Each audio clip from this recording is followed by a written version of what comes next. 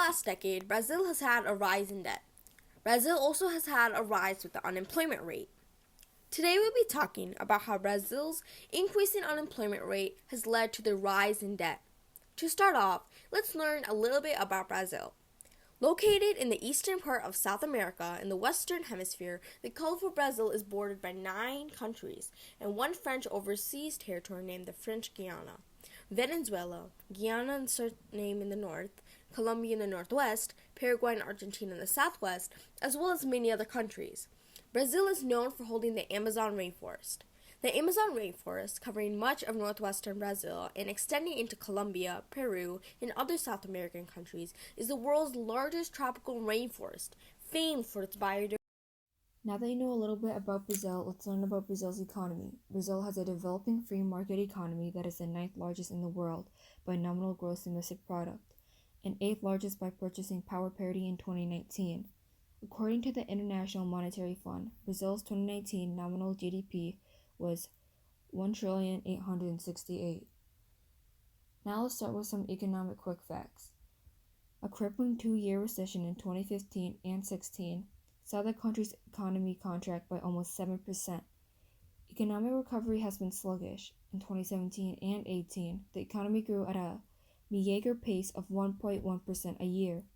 Brazil's unemployment rate fell to 11.8%. In July 2019, statistic agency IBGE said on Friday, below market expectations and the lowest this year, and another sign that the economy may be slowly turning a corner for the better. According to Reuters.com, people are getting work, but companies aren't hiring, said Jose Francisco.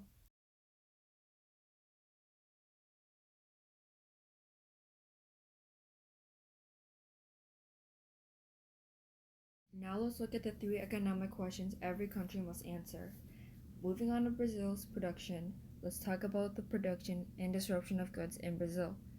85% of what Brazil produces are raw materials such as mostly crude oil, coal, natural gas, and wheat grain.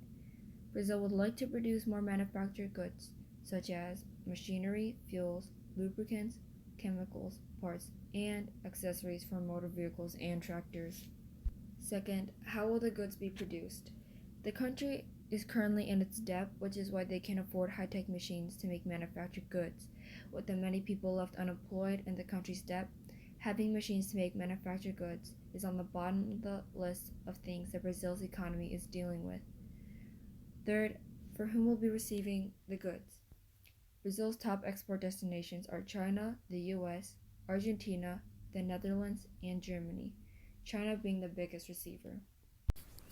In Brazil in 2002, the working age limit was 15. However, since then, it's been moved up to 18 years of age. Brazil is the most populated country in South America since it's obviously the biggest. Sadly, with over 14 million civilians unemployed and the unemployment rate being 13.7, things are not looking very well with the economy.